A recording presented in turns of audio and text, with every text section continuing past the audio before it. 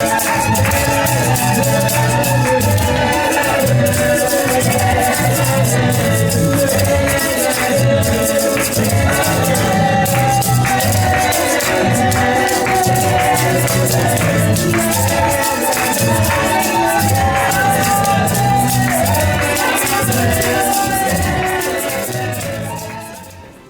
à nous tous et bienvenue dans la sainte présence de notre Seigneur Jésus-Christ. Amen. Amen. C'est vrai que c'est un dimanche où il a fait très très froid d'ailleurs le matin.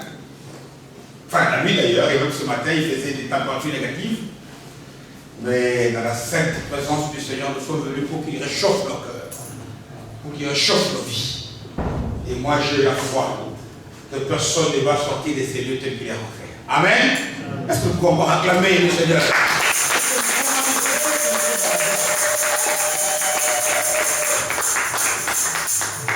Amen, amen. Et bien voilà, aujourd'hui c'est le tout dernier jour, tout dernier dimanche de ce premier mois de l'année. Amen. J'ai toujours dit que tout a une signification, il n'y a rien au hasard. Un chrétien ne peut pas penser qu'il y a de hasard. C'est le dernier dimanche. Et c'est un dimanche important pour toi et pour moi, pour nous en tant qu'Église. Amen. Vous savez, ça je l'ai dit et je le répète. Parfois quand on parle ici, ce n'est pas parce que les prédicateurs ont envie de parler, non. Vous vous souvenez, le premier dimanche de cette année, Dieu nous a donné un thème. Dieu nous a donné une marche. Comment il veut que nous puissions marcher? Dieu veut que nous puissions rattraper les choses que nous devons rattraper. Amen.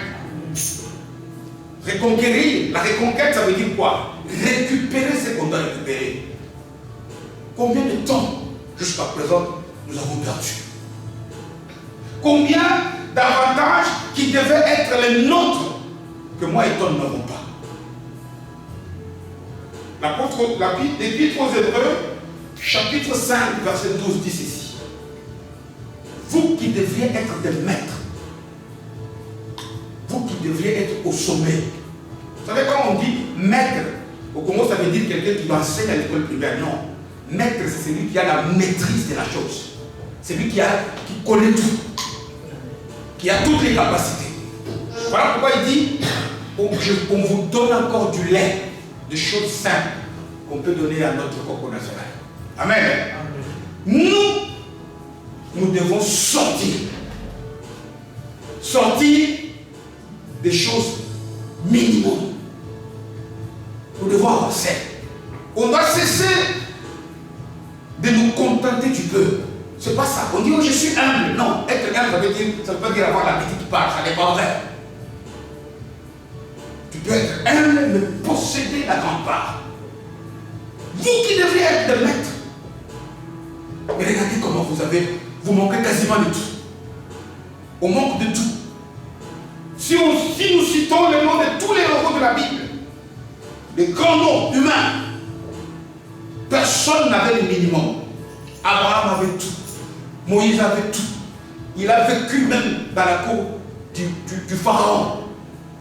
Lorsqu'Abraham entrait dans un pays, même le roi du pays savait qu'il est là. Paul, plus près de nous, il a vu le roi, il a vu les gouverneurs, il manquait de rien. Pourquoi nous devons nous contenter du peu? Et l'année 2023, moi et toi, nous devons reconquérir. Amen. Nous nous sommes basés sur le texte de 1 Samuel 30. On a encore lu le mercredi. Je bénis beaucoup le Seigneur. C'est le texte qu'on avait lu le premier dimanche 2 janvier. Et le mercredi à l'intercession, on a encore lu ce texte. Le roi David et tous ses alliés, ils avaient tout perdu. Mais par la grâce de Dieu, ils ont su reconquérir leur part, ce qui devait leur revenir. 1 Samuel 30. Amen.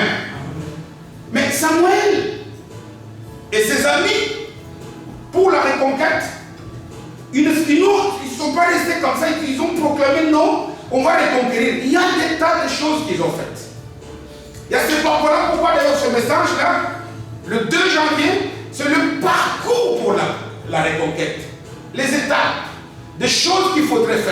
et des choses qu'il ne faudrait pas faire. Amen. Tu veux manger du fruit, mais il y a un processus. Tu dois commencer par avoir, comment dirais-je, des graines que tu dois semer. Et puis tu dois attendre. Et puis tu dois, etc., etc. Nous aussi, pour conquérir, nous devons nous baser sur ce parcours. Parce que spirituellement, dans ce condensé, dans ce chapitre, tu peux réaliser s'il te plaît. Dans ce chapitre, pour la caméra, vite. Alors je disais qu'il n'est pas resté comme ça, sans rien faire, et puis tout d'un coup, il explique. Et c'est là où je suis. Hein? C'est à moi. Je ne sais pas s'il faut éteindre. Vas-y, les deux. Voilà, c'est bon. Je disais qu'il ne s'est pas contenté de zéro, en n'a rien faire, il a assis, et puis il a récupéré ses femmes, il a récupéré ses biens. Non! Il y a tout un parcours. Et la première des choses, d'ailleurs par laquelle ces gens-là ont commencé, c'est qu'ils ont cessé de pleurer. En 2023, je suis là. Arrête avec les plaintes. Amen. Je n'ai jamais vu quelqu'un qui s'est plaint et puis qu'il a eu ce qu'il cherche. D'ailleurs, tu vas commencer à déranger tout ce qu'il y a. Mais toi aussi, chaque fois que tu viens, il n'y a que des plaintes. Amen. Amen. On dit que David a pleuré. Oui, il y a un temps pour pleurer. 2023, c'est une année pour essuyer les larmes maintenant. Amen. Amen. C'est une année maintenant pour avancer, pour progresser. Parce qu'on dit qu'ils ont pleuré jusqu'à ce qu'il n'avait plus de larmes et puis ils ont avancé. Vraiment avancé dans son sens, comment dirais-je, global, progresser. Comment veux-tu que tu marches en 2023 comme tu as marché en 2021 et que tu espères la différence? Amen. Comment veux-tu faire des choses comme tu les as faites auparavant? Et puis tu t'attends à la différence. Ça n'est pas possible. On dit qu'il a avancé. Avancer, c'est progresser. Avancer, c'est se développer. Nous devons, dans tous les domaines de la vie, chercher à aller de l'avant. Amen. Mais pour aller de l'avant, quelle était la première étape par laquelle il a commencé? Ça, c'est le verset 8e d'un Samuel 30. On dit qu'il consulta qui? Dieu. Là, voilà pourquoi le thème de notre premier message d'aujourd'hui, ce message à ce dernier dimanche, c'est que nous commençons la première étape de ce parcours-là. Savoir comment consulter Dieu. Et j'ai donné comme thème au message, comment dire une prière qui n'échoue jamais. Amen. Comment dire une prière qui échoue jamais? Ça paraît bizarre. Parce que les gens peuvent te demander, est-ce qu'il y a des prières qui échouent? Oui. Regarde tes propres prières. Combien de fois tu as prié l'année passée? Combien d'exaucements tu as eu? Il y a des prières qui échouent. Il y a des prières qui ratent. Et beaucoup de nos prières, on le dit, on le fait. Regardez quand nous sommes dans des cultes comme ça. Tellement on a fait des prières et que nous sommes convaincus que la prière, ça ne marche plus. Mais sans le dire, on peut mettre ici 2 heures de concert. Faites des affiches. Dis Moïse Mbi, il va venir ici à l'Open. Les gens vont partir de Paris. Mais faites des affiches. Dis que le même Moïse Mbi, il va venir pour la prière. Ça sera vite. C'est vrai, c'est pas vrai. Le même, parce que je veux utiliser les exemples de non connus. Prends, je ne sais pas quel chanteur congolais qui chante des gospels. Prends, même pour les concerts, ça va être archi plein. Les gens sont capables de prendre des parties du Portugal. Mais prends même tous les pasteurs du Congo, de la Belgique. Mais dans une petite salle, journée de prière, la salle sera vide. Amen. Pourquoi? Parce que nos prières échouent. Rate. C'est quoi une prière qui échoue? C'est une prière qui n'atteint pas les bons résultats que tu as attendu. L'apôtre Jacques dit quelle est la prière qui est efficace? La prière fervente du juste. Parce que comme on dit, a une grande efficacité. Efficace, ça voudrait dire qu'il atteint les résultats qu'on attend. Il ne suffit pas tout simplement de prier. Mais il faut prier et recevoir ce qu'on attend. Et ça, c'est ce que nous allons commencer à voir. Parce qu'on dit, Moïse, David consulta l'Éternel. Et nous pouvons dire que sa prière a été juste, a été efficace et n'a pas échoué. Parce qu'après avoir consulté l'Éternel, quand il est parti, il a tout reconquis. Amen. Amen. Et je prie pour qu'il en soit le cas dans ta situation cette année-ci. Pour que tout ce que toi tu vas demander à Dieu, tout ce qui correspond à sa volonté, non seulement qu'il te donne, mais il te donne au-delà de ce que tu demandes. Amen. Amen. Parce qu'on dit qu'il est un Dieu qui exagère. Dieu ne donne pas un, il donne l'infini. On sait quand Dieu a agi lorsque la coupe déborde. Amen. Amen. Lorsqu'on est au-delà, Dieu est infini, l'infini ne peut donner que l'infini. Tu peux prendre, pour ceux qui connaissent les maths, multiplie même 1 par l'infini, c'est égal à combien? Infini.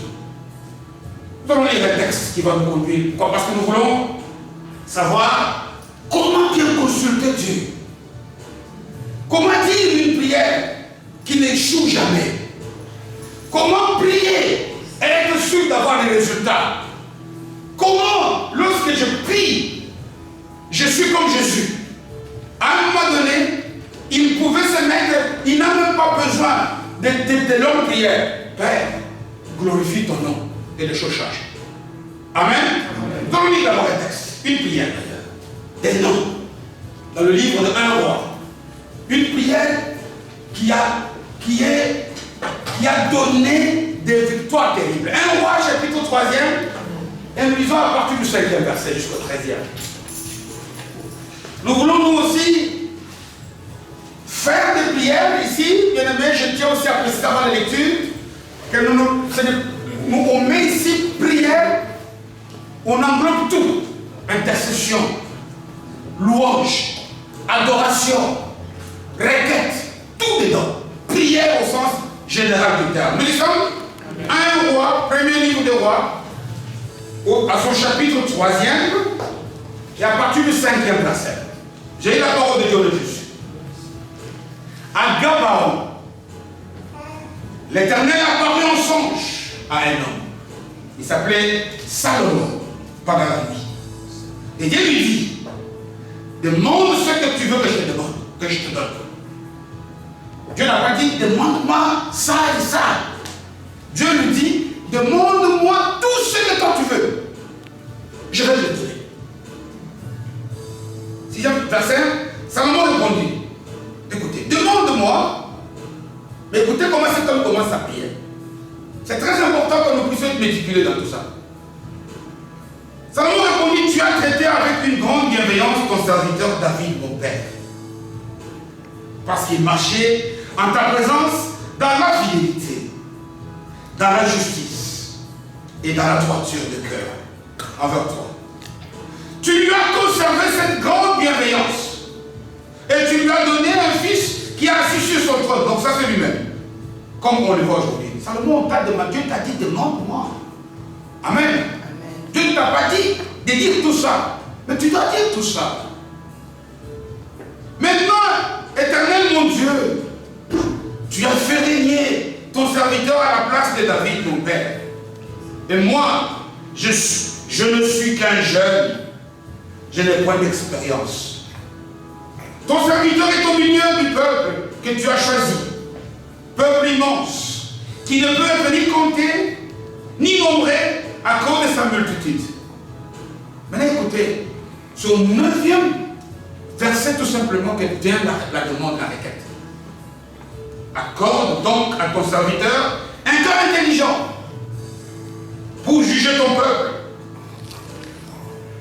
Un cœur intelligent, non pas pour que parle de moi, pour bien juger ton peuple. Pour discerner le bien du mal. Car qui pourrait juger ton peuple, ce peuple si nombreux?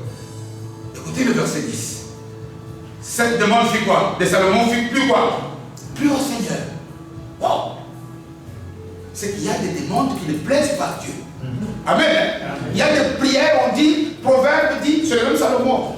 Il y a des prières qui sont des abominations aux oreilles de Dieu. Amen. Amen. Quand parfois tu pries, les anges, Dieu dit aux anges, mais dites à cet homme de se taire. Mais ici, cette demande de Salomon plut au Seigneur. Et Dieu lui dit, puisque c'est là que tu demandes, puisque tu ne demandes pour toi ni longue vie, ni la richesse, ni la mort de tes ennemis, et que tu demandes l'intelligence pour exercer la justice, voici, j'agirai selon ta parole. Je te donnerai un cœur sage et intelligent, de telle sorte qu'il n'y aura eu personne avant toi, qu'on ne verra jamais personne de semblable à toi. Et enfin, le dernier 13e, écoutez ce que Dieu donne. Je te donnerai en outre ce que tu as demandé. Des richesses. Non. Écoutez ce qu'il dit. Je te donnerai en plus de ce que tu as demandé. Je te donnerai des richesses et de la gloire, de telle sorte qu'il n'y aura pendant toute la vie aucun roi qui soit ton pareil. Parole du Seigneur. Acclamons très fort. Voici le modèle d'une prière archi réussie. Amen. Amen. Nous sommes encore ici dans l'ancienne alliance. Mais si tu prends cette prière de cet homme, tu compares avec le modèle que le Christ nous a donné, c'est exactement une prière totalement basée sur ce modèle-là. Amen. Amen. Il dit une prière et puis Dieu dit, cette prière me plaît. Quand on dit quelque chose me plaît, on voudrait dire que j'aime, c'est agréable. Dieu a été content.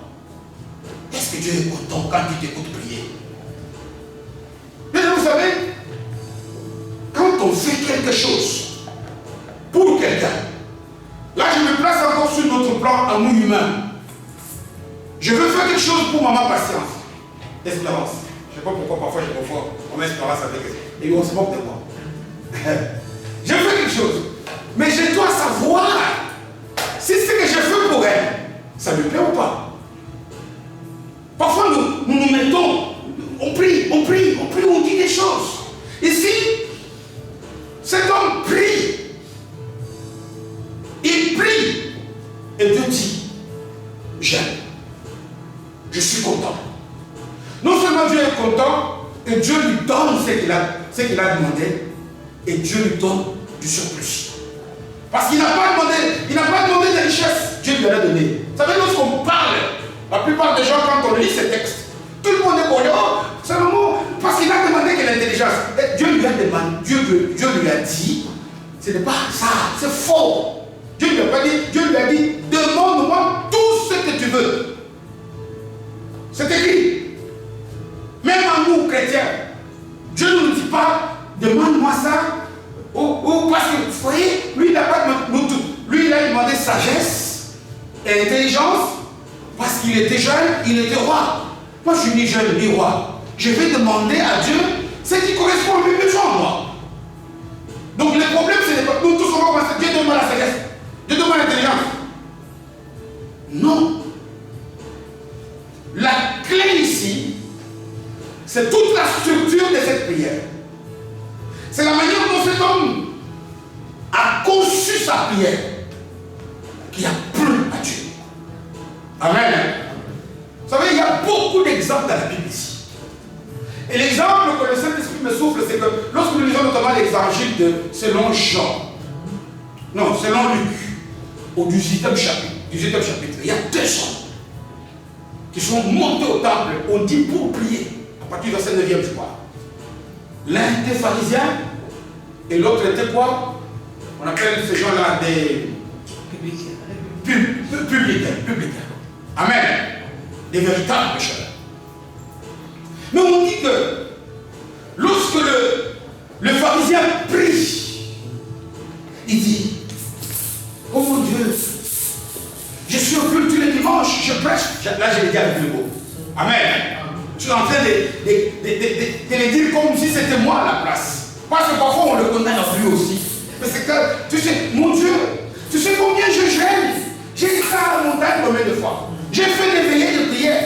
Je donne la dîme. Je fais ceci. Je donne des offrandes. C'est comme si on dit, cette prière ne fait pas quoi?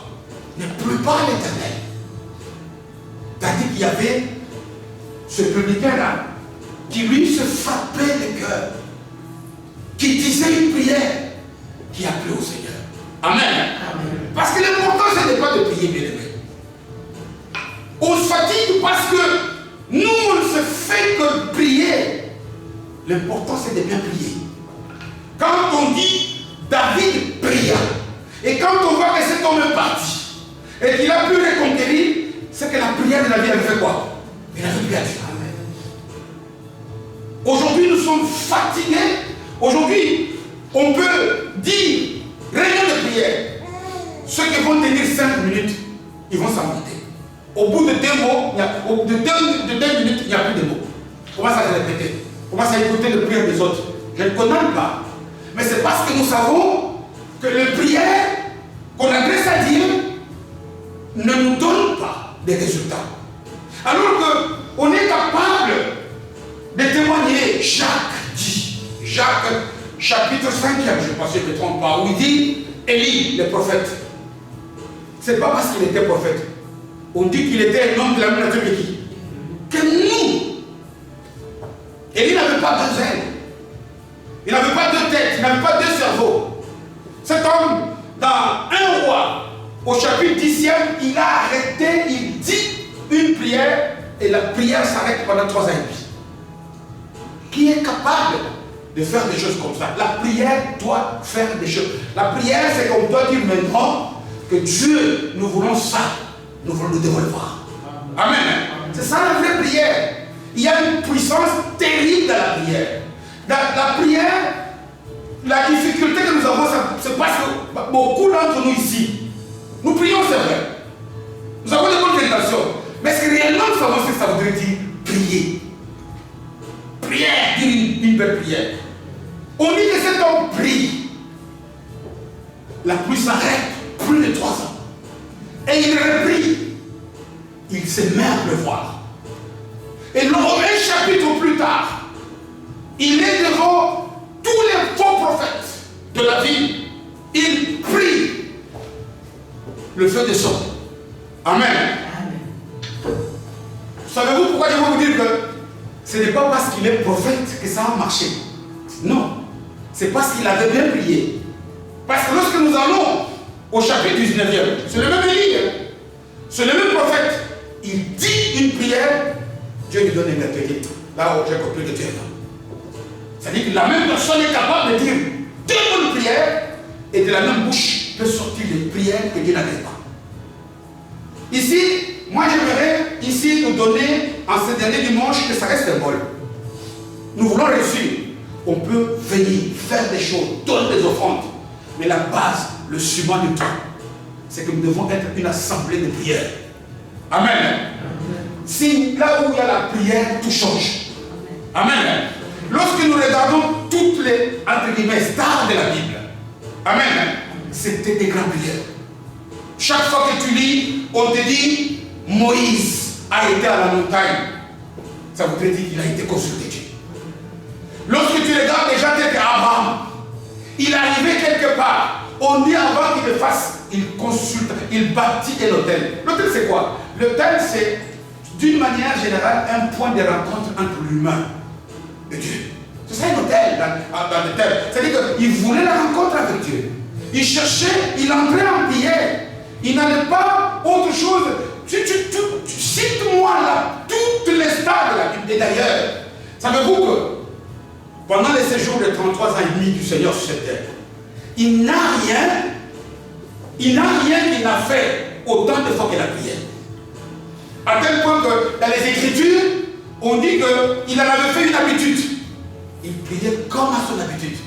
Il priait comme ce fut sa coutume. Mais il priait bien.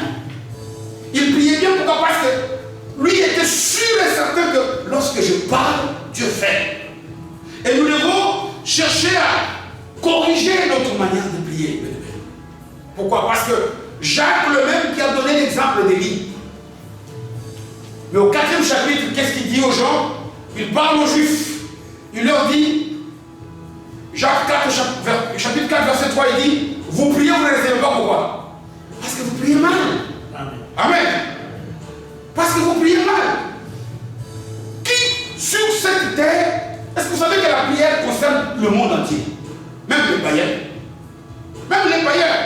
Tu peux voir quelqu'un qui peut tuer l'église. Mais regarde cet homme-là, parfois devant un accident. Il va prier quoi? Oh mon diable. Oh mon Dieu. La même personne. Parce que l'instinct de prière est dans le cœur de tout humain. De toute la création. Donc la prière est le ciment. Moi j'aimerais que quand on va avancer, à partir d'aujourd'hui, que n'importe qui, amen, hein, n'importe qui, si je me dis, je vais donner ce témoignage, j'ai tenu à prendre j'ai été convaincu que c'est par là que Dieu voulait qu'on commence.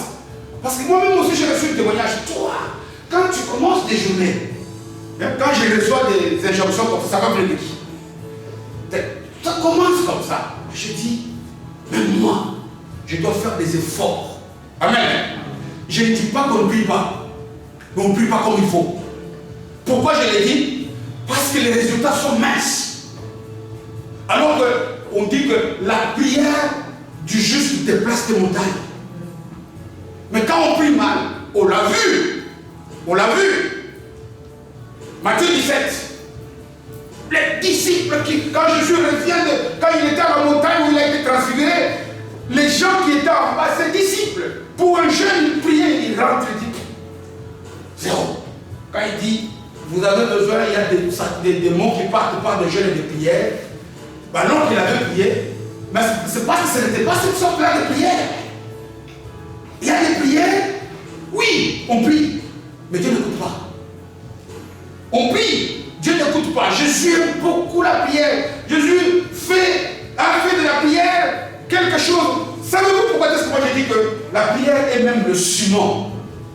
Ne commence pas, oh je vais aller. Si tu ne pries pas, le début de la foi c'est la prière.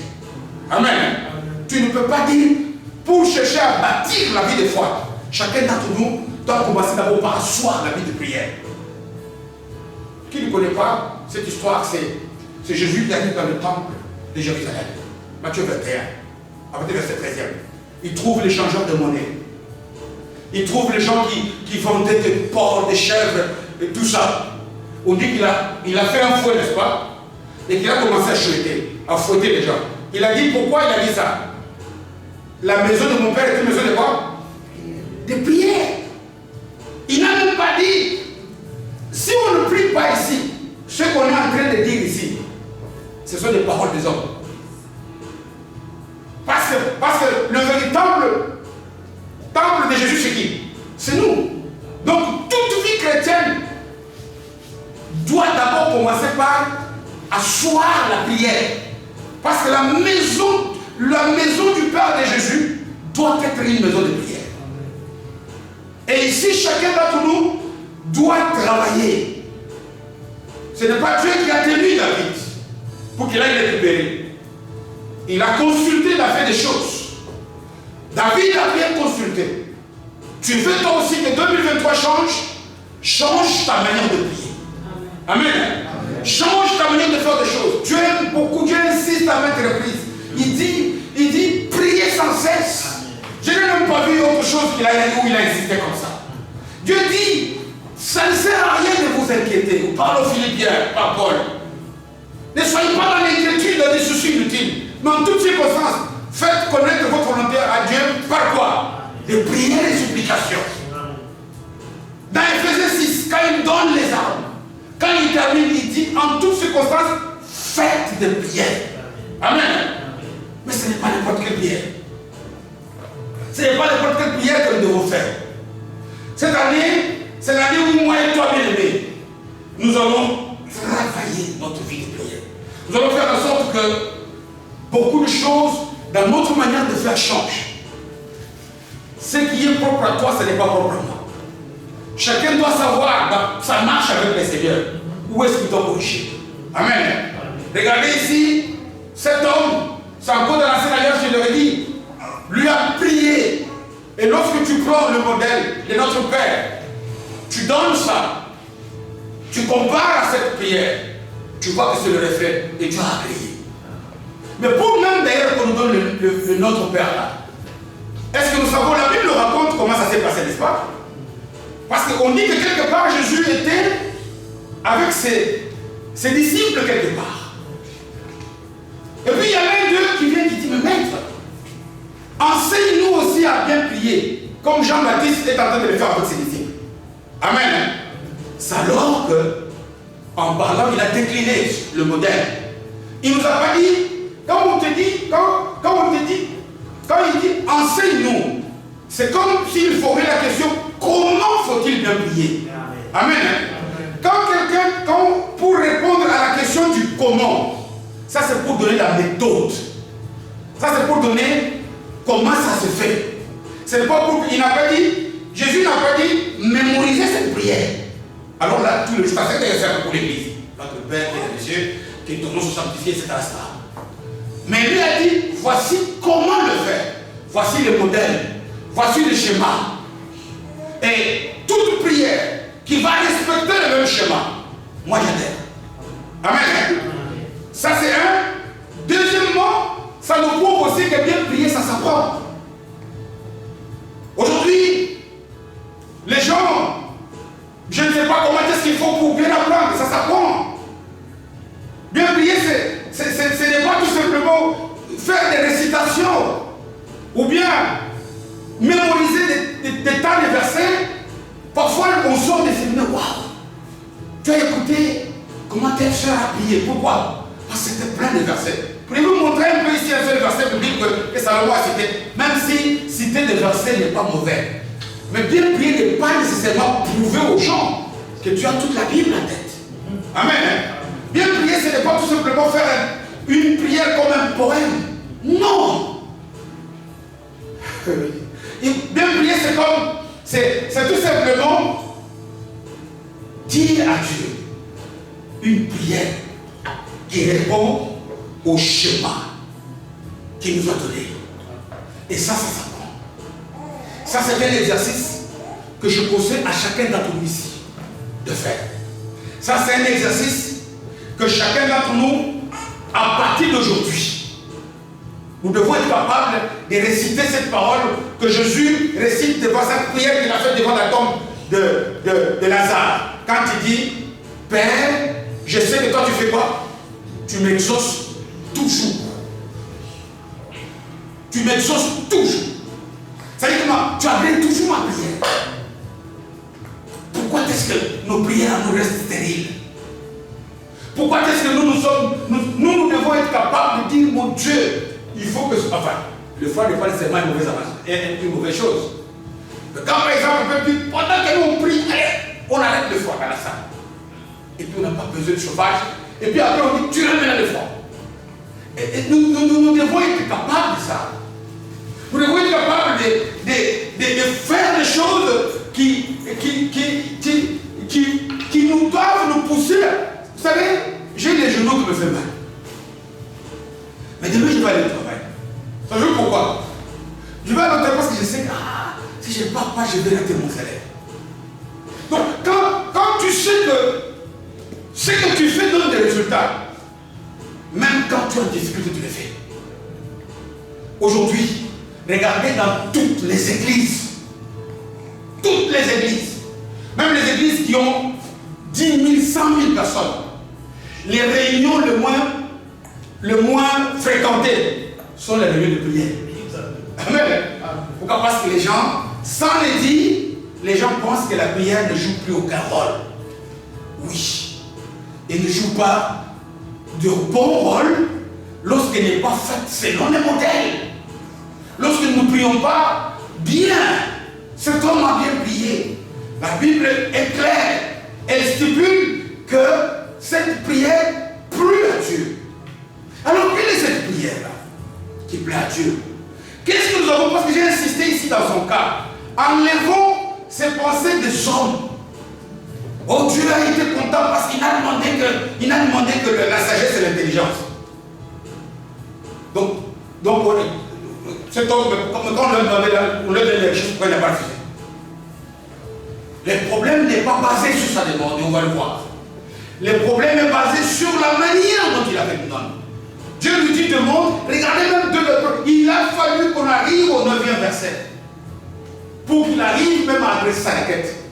Et avant ça, qu'est-ce qu'il a fait avant le 9e verset, qu'est-ce qu'il a fait avant? Vous savez, je vais vous donner, je vais prendre un peu. Quand on parle de la prière, la bonne prière, c'est difficile de trouver des mots. Mais j'ai réfléchi sur... Parce que parfois on se dit, mais Dieu sait tout ce dont on a besoin. C'est ce qu'il est. Il est omniscient. Dieu ne fait que sa volonté. C'est vrai. Parce que dans notre Père, quand on prie, on dit que la volonté de Dieu soit faite. De Dieu. Soit faite sur terre comme elle est faite au ciel. Mais à quoi sert-il? Parce que Dieu sait ce dont j'ai besoin. Alors ça ne sert à rien de prier. Si. Ça sert à quelque chose de prier. Amen. Nous avons depuis quelques années ici une technique qui était une technique militaire en Amérique. Cette technique servait à l'armée américaine de pouvoir interchanger. On les avait mis en réseau.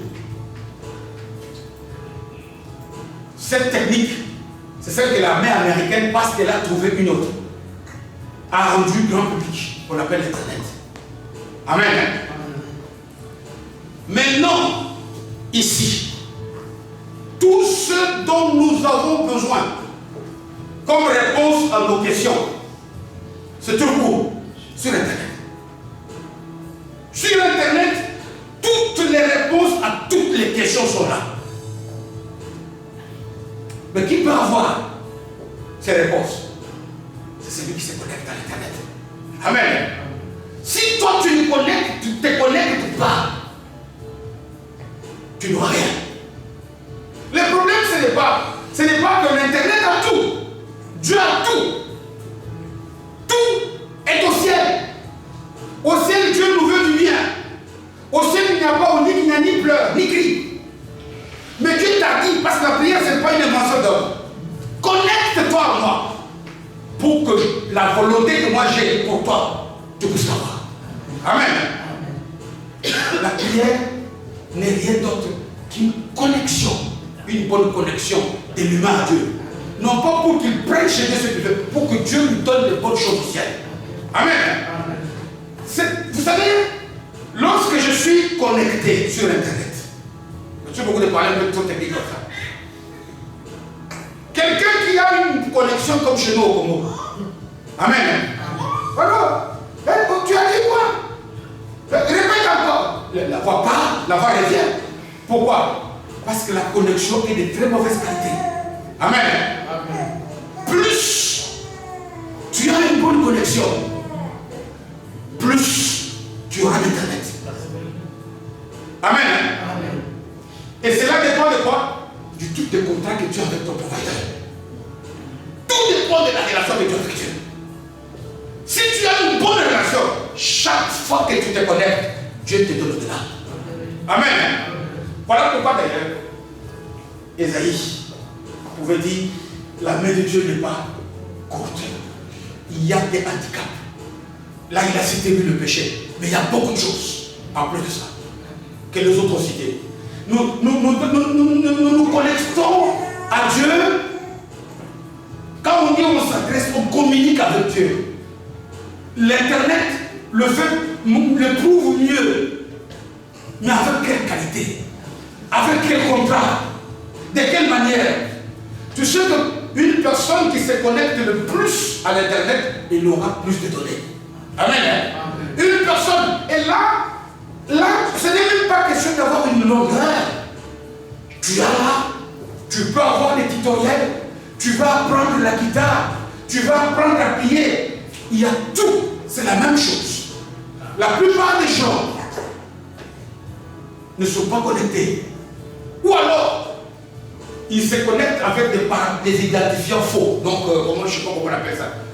Donc, parce que pour aller à l'internet, tu dois avoir le mot de passe, je ne sais pas moi, et comment on appelle ça. On dit à la comme nom de quoi? Nom de, le nom là qu'on donne et le code, le mot de passe qu'on donne. Si tu as ça, le mot de passe et le code, c'est la nouvelle naissance. Ça, on verra.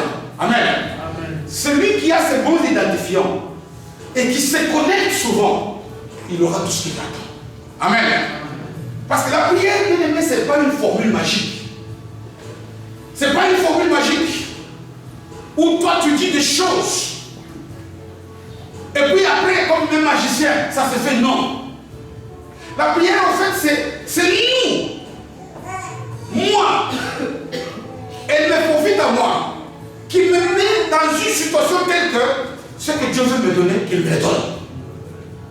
Voilà pourquoi on dit que la prière sert plus à celui qui prie qu'à Dieu. C'est moi qui je me mets dans un état tel que Dieu me donne ce qu'il a. Pour beaucoup, la prière, c'est quoi? C'est ce que je fais pour manipuler, pour corrompre Dieu. Non, non, non, non. Ou pour influencer Dieu à agir comme ça. Non, non, non, non, non. Ce n'est pas ça. Dieu a de très bonnes choses pour toi. Et pour moi, pour nous tous ici. Mais Dieu nous demande d'avoir une bonne connexion. Et dès qu'on est connecté, Dieu laisse des boulevards. Regardez cet homme, par exemple, qui lui, il demande une chose, la sagesse. Dieu lui donne la sagesse. Dieu lui donne un bonus d'intelligence et il lui accorde des richesses de la terre. Amen. Pourquoi? Et c'est par là que nous allons terminer notre message comme le temps file. Comment on le fait? Pourquoi est-ce que moi je dis que cette prière est basée sur le modèle du Notre Père? C'est parce qu'il y a dans le Notre Père des schémas. C'est pas ça qu'on étudie ici. Il y a un procédé, il y a la manière, il y a comme un plan, comme un modèle. Comment faut-il dire une bonne prière? Et Jésus nous révèle ici la première des choses, que quand tu pries, tu adresses la prière. Tu l'adresses à qui? À ton Père. Vous vous imaginez que nous avons ici des gens qui sont gentils, qui sont déjà adultes. Prenez l'exemple de cette petite. Elle est adulte, elle est chez elle, elle fait sa vie, n'est-ce pas? Mais moi, j'ai qu'elle rentre devant elle, je suis son père. Est-ce que pour autant que parce qu'elle est adulte, elle doit me parler comme elle veut? Non. Comment lorsque tu pries, tu crois que tu parles à qui? À un ami? Comment? Voilà pourquoi, parce que dans ça, nous verrons qu'il y a l'attitude du prieur compte beaucoup. L'attitude de celui qui prie compte beaucoup. Regardez cet homme quand il prie. Les 8 premiers versets, on sent que cet homme sait à qui il parle. Parfois j'ai vu certaines prières, c'est comme si Dieu était moins qu'un esclave. Dieu fais ceci, tu dois faire ça. Tu parles à qui là? On parle à notre Père. On parle à celui qui nous a créés. Nous seulement nous devons le manifester par notre manière de dire. Vous savez même, nous avons le frère avant ici qui est devant moi. Il sait, comme il est là, que j'ai du mal à lui prouver des choses. C'est vrai, c'est pas vrai? Ou je donne un faux témoignage. Et il le sait. Il le sait que quand je suis fâché, vous savez, c'était quoi ça? C'était mercredi, hein? Mercredi, le jour de notre aventure là, au téléphone. Mercredi, n'est-ce pas? Ah, non, c'était... Je n'ai pas dormi, je vais aller au travail. Il est 18h. J'appelle. Mon frère, tu es où? Il parle, je n'écoute rien. Je dis, mais ah bon, comment tu as un téléphone, tu as un abonnement? Oh, tu es où? Oh papa, j'entends 722. J'attends une demi-heure. Une demi-heure après. Je rappelle, tu es où? Je ne vois personne. Juste c'était pas que j'étais juste 19h, mardi. J'ai dit, mais cet homme, est-ce qu'il a été kidnappé? Il y a quelqu'un qui me dit, je demande à David là-haut. Je dis, David, tu vas parler avec là-haut? Je ne sais pas. Pourquoi tu n'es pas inquiet? Il est 19h. Et puis, c'est 20h, moi je devais aller chercher mon travail. Je me dis, David, tu as cherché à où? Oui, j'ai appelé à où? Il est chez Raphaël. Longue histoire, je vous donne la suite. Mais si vous voyez les décisions que j'avais prises contre lui, j'avais dit que celui-là, quand il arrive aujourd'hui, je lui fais du mal. Amen. Quand il est arrivé, je t'ai fait du mal. Il a attrapé, ça ne va pas parler. Pourquoi j'ai dit? J'ai dit ça pour dire, je sais que je ne peux pas me faire du mal. Mais ce n'est pas pour autant que comme avant, si j'ai mis mon portable, Aaron peut le toucher. Amen. Mais encore faut-il que je vois que la manière dont il prend mon portable, il sait que ça c'est le portable de papa. Est-ce que ça vaut ça? Parce qu'il peut me prendre, je dis, non, avant remets mon téléphone sur la table. Pourquoi? Parce qu'il prend comme si c'était le sien. C'est la même chose aussi.